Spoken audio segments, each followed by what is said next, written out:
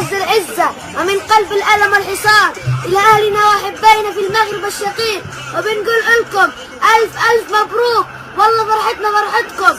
الله يسعدكم يا أهل المغرب، يا المنتخب المغربي، يا أسود الأطلس. الله يفرحكم ويوفقكم يا رب. كل الحب من غزة العزة إلى المنتخب المغربي.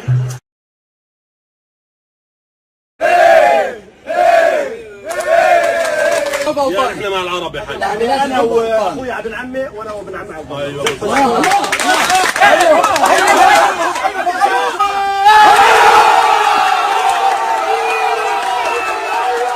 ديما المغرب يلعبها وتولى الليله بالزاف. موتوهم اذبحوهم موتوهم اذبحوهم. سود الأطلس حبهم في القالب عمره ما يخلص.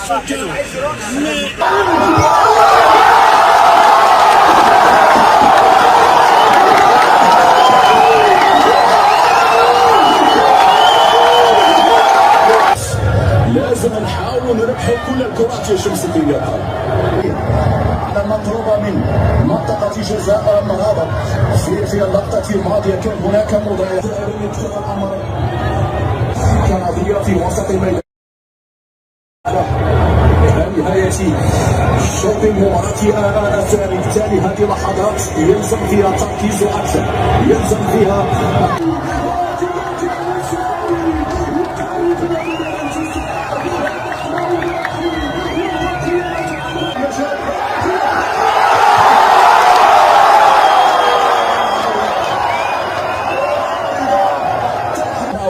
وصلت على الجهة اليسرى، لمسة أناحي، المهارة، المرور، اللمسة.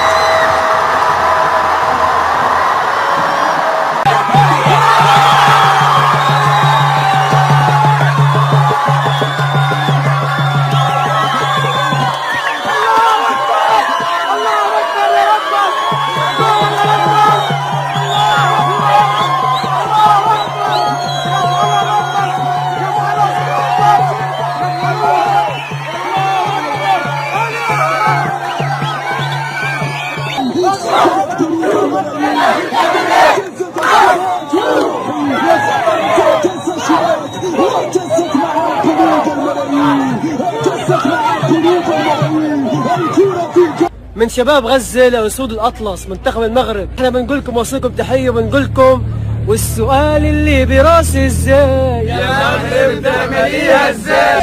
ديما ديما مغرب، ديما ديما مغرب، والله ديما مغرب. يا رب